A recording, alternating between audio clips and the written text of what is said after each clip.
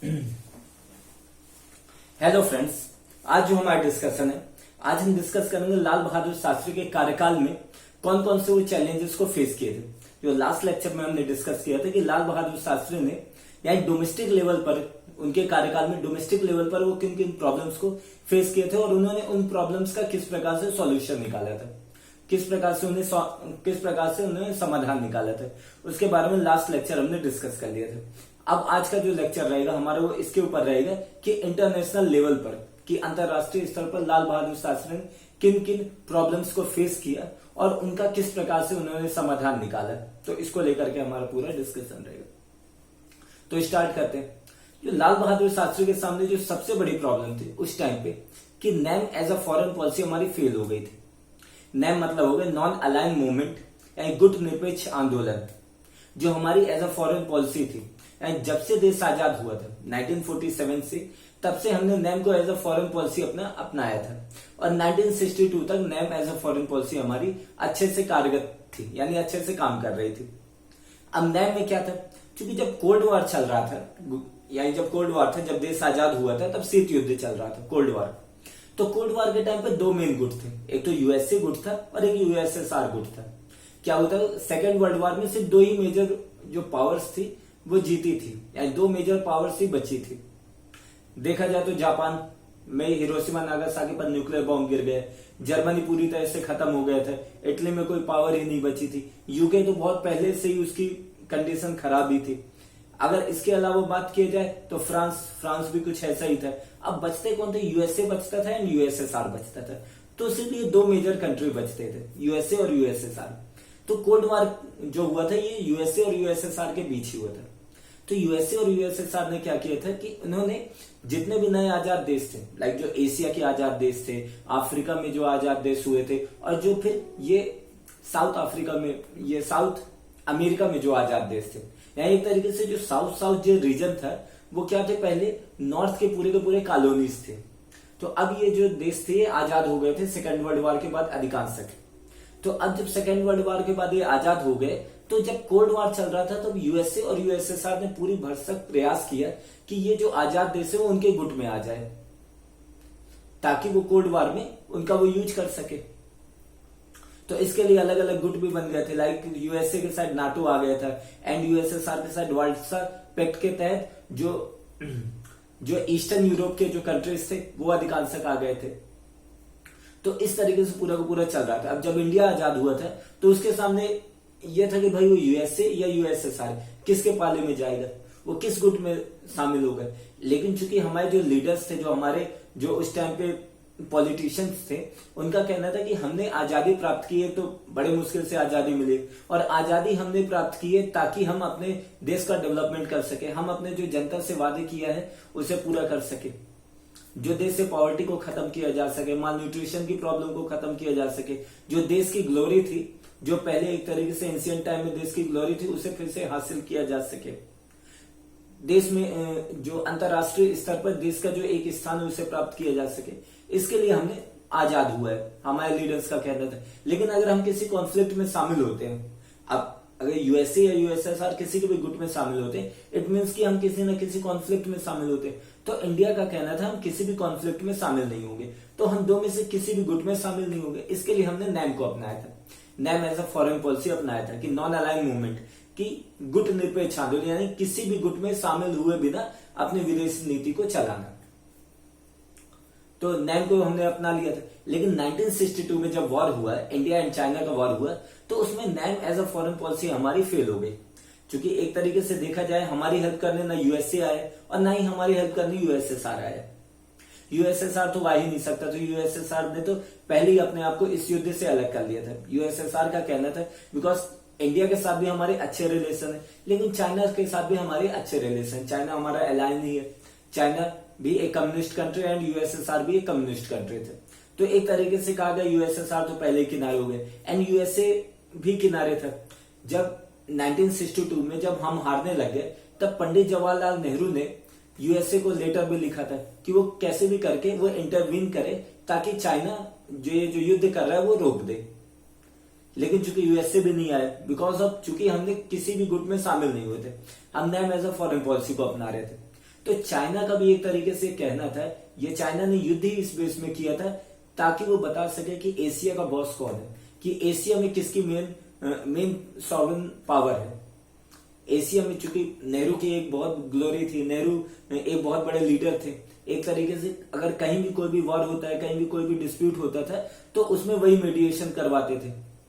Like Korean war हो गया, Korean war के टाइम पे उन्होंने एक तरीके से पूरा डिस्प्यूट को रिजॉल्व करने के लिए काम किया था। तो एक तरीके से नेहरू की बहुत बड़ी ग्लोरी थी।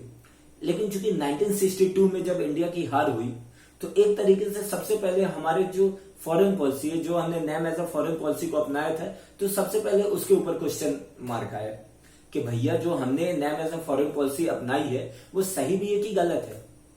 क्योंकि NAM as a foreign policy को अपनाने के बाद हम तो अपने आप को सिक्योर नहीं कर पाए, हमने अपने आप की सिक्योरिटी नहीं कर पाई। इसके अलावा अगर हम किसी गुट में शामिल होते तो हमारी रक्षा करने भी आते, या कि हम यूएसए या यूएसएसआर किसी के भी गुट में शामिल होते, तो जब चाइना ने हमारे ऊपर अटैक किया तो वो हमारी रक्षा करने के लिए आते, हमें सिक्योरिटी प्रोवाइड करते। तो ऐसा भी कुछ नहीं था। तो एक तरीके से इंडिया के लिए NAM as a foreign policy उसकी फेल हो गई थी। तो अब लाल बहादुर शास्त्री के सामने सबसे बड़ा चैलेंज ये था कि भाई NAM as a foreign policy की जगह अब फॉरेन पॉलिसी क्या अपनानी चाहिए। सबसे बड़ा चैलेंज ये था उनके सामने। इसके अलावा जो सेकंड चैलेंज था कि 1964 में 1964 में चाइना ने न्यूक्लियर एक्सपेरिमेंट कर लिया था। चाइना अब एक न्यूक्लियर वेपन कंट्री बन चुका था। तो एक ऐसा देश जिसने पहले ही हमारे ऊपर अटैक कर दिया है और उस युद्ध में हम हार भी चुके हैं। इंडिया चाइना वॉर में हम हार भी चुके हैं, हमारी बड़ी हार हुई थी। तो एक तरीके से अब उस कंट्री के पास न्यूक्लियर वेपन आ जाना, ये हमारी सिक्योरिटी के लिए कितना बड़ा थ्रेट है। तो लाल बहादुर शास्त्री के सामने सबसे बड़ा एक चैलेंज ये था कि वो किस प्रकार से ये थ्रेट को वो रिजॉल्व कर सकते थे। क्योंकि चाइना के साथ हमारे रिलेशन भी बहुत ज्यादा खराब थे। क्योंकि भाई एक तरीके से देखा जाए तब जब राजीव गांधी आए थे प्राइम मिनिस्टर बनकर, तब उन्होंने चाइना के साथ कुछ ना कुछ उन्होंने फिर से रिलेशन को इंप्रूव करने के लिए काम किया था। लेकिन जब लाल बहादुर शास्त्री थे या कि इंदिरा गांधी की गवर्नमेंट थी, तब चाइना के साथ हमारे रिलेशन बिल्कुल खराब थे। तो किस प्रकार से चाइना के साथ रिलेशन भी खराब है, लेकिन हमें अपनी सिक्योरिटी के ऊपर भी फोकस करना है। क्योंकि अब चाइना क्या एक न्यूक्लियर वेपन कंट्री बन चुका है। चाइना अब हमारे ऊपर अटैक करता है तो वो तो भैया हमें दुनिया के नक्शे से ही खत्म कर सकता है। हमारी कंडीशन जापान जैसी हो सकती है, जैसे जापान के 2 शहर हिरोशिमा नागासाकी पर न्यूक्लियर बॉम्ब गिरा दिए गए थे यूएस से द्वारा, वैसे चाइना भी हमारे ऊपर न्यूक्लियर बॉम्ब गिरा सकती थी। तो एक ये हमारे लिए सबसे बड़ा थ्रेट था और ये सबसे बड़ा चैलेंज लाल बहादुर शास्त्री के कार्यकाल में आया था। थर्ड जो चैलेंज था, सोवियत लीडरशिप चेंज हुई थी। सोवियत लीडरशिप थी यानी यूएसएसआर की जो लीडरशिप थी वो चेंज हुई थी। इंडिया एंड यूएसएसआर के जो रिलेशन थे वो शुरू से बहुत अच्छे थे। हालांकि इसका कारण ये भी हो सकता है कि पंडित जवाहरलाल नेहरू की जो एक तरीके से उनका जो झुकाव था समाजवाद की ओर सबसे ज्यादा था। शुरू से जब वो इंडियन मूवमेंट में थे तब भी वो समाजवाद की ओर उनका ज्यादा झुकाव था। तो एक तरीके से ये कहा जा सकता है क्योंकि समाजवाद की ओर झुकाव होने के कारण और यूएसएसआर भी एक समाजवाद का ही लक्ष्य वो रख के चल रहा था। तो ये भी कहा जा सकता है इस कारण हमारे एंड यूएसएसआर के रिलेशन ज्यादा इंप्रूव थे। हालांकि हम यूएसएसआर के गुट में शामिल नहीं होते, उसके बावजूद इंडिया एंड यूएसएसआर के रिलेशन अच्छे थे। जब भी हमें यूएसएसआर की जरूरत पड़ी थी यूएसएसआर ने हमारी हेल्प की थी। उसका एग्जाम्पल आप देख सकते हैं जम्मू कश्मीर का इशू, क्योंकि जम्मू कश्मीर का इशू को पाकिस्तान कहां लेकर चली गई थी, यूनाइटेड नेशन में लेकर चली गई थी। और उस टाइम पे यूनाइटेड नेशन सिक्योरिटी काउंसिल में 5 परमानेंट मेंबर थे, जैसे ब्रिटेन हो गए परमानेंट मेंबर में, यूएसए हो गए, फ्रांस हो गए, चाइना हो गए एंड यूएसएसआर हो गए। ये 5 परमानेंट मेंबर थे। अब चूंकि एक तरीके से देखा जाए तो ये जो 4 परमानेंट मेंबर थे यूएसएसआर को छोड़ करके, वो किसके फेवर में थे, वो पाकिस्तान के फेवर में थे। यानी जम्मू कश्मीर को वो पाकिस्तान का हिस्सा मानने के लिए तैयार थे। लेकिन चूंकि यूएसएसआर किसके फेवर में था, यूएसएसआर था इंडिया के फेवर में। यूएसएसआर ने अपने वीटो पावर लगाई। वीटो पावर लगाने के कारण जम्मू कश्मीर के इशू में किसी प्रकार का रिजोल्यूशन पास नहीं किया गया, जिसके कारण जो जम्मू कश्मीर पर हमारी सॉवरेनिटी बनी रही। तो एक तरीके से देखा जाए हमारे एंड यूएसएसआर के रिलेशन शुरू से ही इंप्रूव रहे, अच्छे रहे। लेकिन अब चूंकि सोवियत लीडरशिप चेंज हुई थी और जब भी कोई लीडरशिप चेंज होती है तो सबसे बड़ा क्वेश्चन यही रहता है कि भाई जो नया लीडर आएगा उसके साथ हमारे रिलेशन किस प्रकार से इंप्रूव होगा। फॉर एग्जाम्पल अभी देखा जाए जैसे इंडिया एंड यूएसए के रिलेशन बहुत अच्छे हैं, यानी मोदी और ट्रम्प के रिलेशन बहुत अच्छे हैं, बिकॉज दोनों की जो कोऑर्डिनेशन है अच्छी है, दोनों एक ही उसमें कॉपरेट करते हैं, दोनों की एक थिंकिंग है, दोनों एक ही देश को अपना थ्रेट मानते हैं, चाइना को ही अपना कॉमन एनिमी मानते हैं, या कि दोनों बोलते हैं इंडो पैसिफिक रीजन में हम दोनों के कॉमन इंटरेस्ट है, इस टाइप की दोनों बातें करते हैं। तो एक तरीके से देखा जाए तो इंडिया एंड यूएसए है वो दोनों के एक सेम इंटरेस्ट है, क्योंकि ट्रम्प जो है इंडिया को प्रमोट करते हैं। लेकिन अगर बाई चांस अभी इलेक्शन होने वाला है यूएसए में और उस इलेक्शन में ट्रम्प हार जाए और उनके अलावा कोई दूसरा इलेक्शन जीत कर आए और वो क्या है इंडिया के प्रति अच्छा दृष्टिकोण नहीं रखता है, तो इससे क्या होगा, इससे हमारे जो इंटरेस्ट हैं प्रभावित होंगे। यही था यूएसएसआर के टाइम पे कि भाई सोवियत लीडरशिप चेंज हो गई। अब जब सोवियत लीडरशिप चेंज हो गई इट मीन जो नया लीडर आएगा वो कहीं अगर हमारे प्रति उसका अच्छा दृष्टिकोण ना रहा, हमारे इंटरेस्ट के लिए वो काम ना करे, तो हमारे लिए सबसे बड़ा चैलेंज था। क्योंकि वैसे भी 1962 में इंडिया चाइना वॉर हो चुका था, तो हमें तो और ज्यादा जरूरत था कि सोवियत लीडरशिप जो थी वो हमारे प्रभाव में रहे, यानी हमारे इंटरेस्ट के लिए काम करे, हमारे उनके रिलेशन अच्छे रहे। लेकिन चूंकि सोवियत लीडरशिप चेंज हुई थी तो ये लाल बहादुर शास्त्री के लिए सबसे बड़ा चैलेंज था कि वो किस प्रकार से नए जो लीडर आए थे उनके साथ फिर से कॉपरेशन करें और किस प्रकार से रिलेशन को इंप्रूव करें। इसके अलावा फोर्थ जो था, पाकिस्तान में भी रूल चेंज हुआ था। पाकिस्तान में अयूब खान की गवर्नमेंट आ गई थी, यानी पाकिस्तान में अयूब खान यानी मिलिट्री रूल आ गया था। तो ये भी एक तरीके से था कि भाई जब मिलिट्री रूल आए इट मीन फिर से युद्ध किया जा सकता है, तो ये थोड़ा सा एक थ्रेट था। और युद्ध हुआ भी था 1965 में, इंडिया एंड पाकिस्तान वॉर हुआ था। हालांकि उस युद्ध को हमने जीता था, लेकिन एक तरीके से हमारे लिए चैलेंज तो था, क्योंकि एक युद्ध हम ऑलरेडी हार चुके थे, हमारे रिसोर्सेज का बहुत ज्यादा मोबिलाइजेशन हम वहां पे कर चुके थे, हमारे संसाधन बहुत ज्यादा युद्ध में खर्च हो चुके थे, और उसके अलावा हमारे पास उतने संसाधन भी नहीं थे कि एक और युद्ध हम झेल सकते थे। और इसने में अगर पाकिस्तान में कोई मिलिट्री रूल आएगा देन वो हमारे लिए सबसे बड़ा चैलेंज होगा कि हम उसे किस प्रकार से टैकल करें। तो ये लाल बहादुर शास्त्री के लिए सबसे बड़ा चैलेंज था। एंड इसके अलावा चैलेंज की बात करें तो वियतनाम में वियतनाम इशू पर यूएसए हमें बहुत ज्यादा प्रेशराइज कर रहा था कि भैया इंडिया यूएसए के जो एंगल है उसे सपोर्ट करे। तो ये कुछ इंटरनेशनल इश्यूज थे। हालांकि लाल बहादुर शास्त्री ने बहुत अच्छा काम किया। लाइक अगर बात किया जाए तो फॉरेन पॉलिसी, अगर NAM as a foreign policy हमारी एक तरीके से उतनी प्रभावी नहीं थी, तो लाल बहादुर शास्त्री ने नेबरहुड पॉलिसीज को अपनाया। नेबरहुड पॉलिसी में उन्होंने श्रीलंका के इशू को सबसे पहले देखा, श्रीलंका के ऊपर सबसे पहले ध्यान दिया। श्रीलंका में उस समय तमिल इश्यूज चल रहा था, यानी तमिल को सिटीजनशिप राइट नहीं मिल रहे थे, तो उस इशू पर ध्यान दिया। एक्चुअली तमिल का सिटीजनशिप राइट ये था कि तमिल जो थे जब ब्रिटिशर्स इंडिया में थे एंड श्रीलंका दोनों जगह ब्रिटिशर्स का रूल था। अब ब्रिटिशर्स जब इंडिया में थे तो इंडिया से वो श्रीलंका में अपने कुछ मजदूर लेकर गए थे, यानी तमिल कुछ बहुत सारे मजदूर लेकर गए थे और वहीं पर बाद में वो बस गए थे जो तमिल थे वहां पर। और जब अब श्रीलंका आजाद हो गया, जब श्रीलंका आजाद हो गया तो तमिल वहीं पे रह गए। लेकिन श्रीलंका के आजाद होने के बाद वो जहां उनके जो मेजोरिटी थे, जो श्रीलंका में मेजोरिटी में थे, सिंघली वहां पे मेजोरिटी में थे एंड तमिल वहां पे माइनॉरिटी में थे। तो सिंघली कम्युनिटी का कहना था जो कि तमिल जो है वो इंडिया से आए हुए, तो अब जब देश आजाद हो गया है तो तमिल को अपने देश फिर से वापस चला जाना चाहिए। तो इसको लेकर के बहुत ज्यादा कंसर्न थे।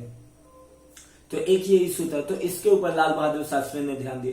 हालांकि तमिल इशू अभी तक उतना अच्छे से नहीं हो पाए, तमिलों को जो कॉन्स्टिट्यूशन में उतने राइट्स नहीं मिल पाए अभी तक। तो एक ये इशू था, तो इस पर लाल बहादुर शास्त्री ने ध्यान दिया। इसके अलावा फूड क्राइसिस जो था उसके ऊपर लाल बहादुर शास्त्री ने ध्यान दिया। एफसीआई ऑर्गेनाइजेशन का गठन किया, फूड काउंसिल ऑफ इंडिया ना। इसके अलावा उन्होंने जय जवान जय किसान का नारा दिया। इसके अलावा उन्होंने ग्रीन रिवॉल्यूशन की नींव रखी, जिसके तहत आज अगर हम हमारे देश में बात करें तो न केवल हम फूड हमारे यहाँ अच्छा खासा उपलब्ध है, बल्कि हम एक्सपोर्ट भी उसका करते हैं।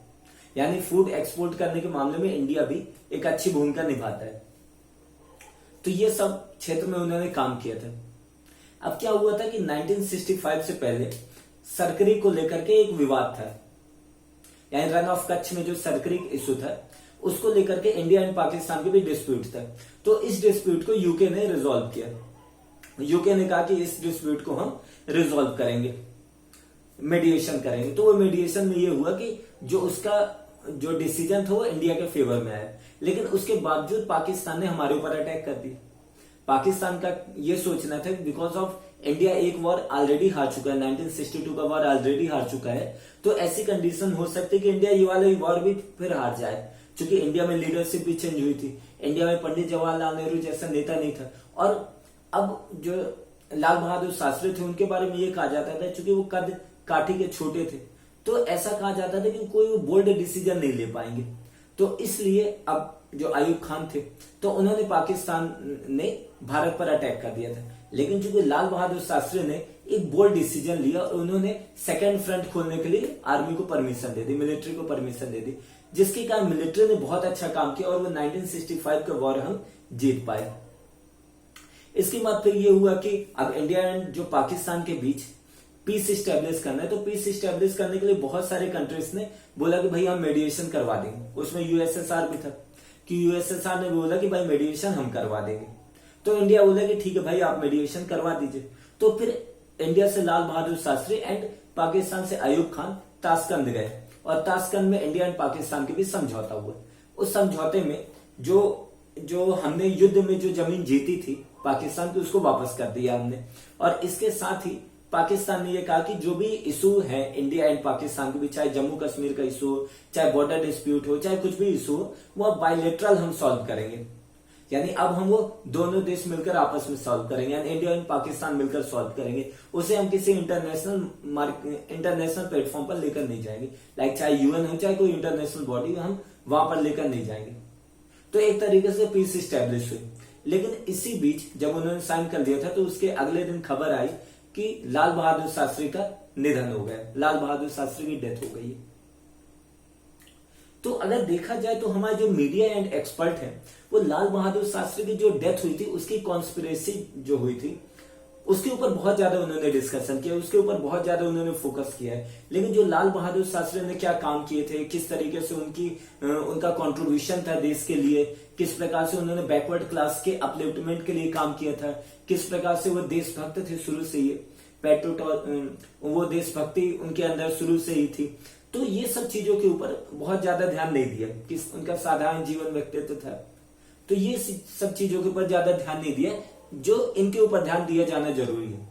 लाल बहादुर शास्त्री के बारे में और अगर हम बात करें तो जैसे लाल बहादुर शास्त्री से जो पहले लीडर आए थे पंडित जवाहरलाल नेहरू, या कि लाल बहादुर शास्त्री के बाद जो इंदिरा गांधी आई थी, ये दोनों करिश्मेटिक लीडर थे।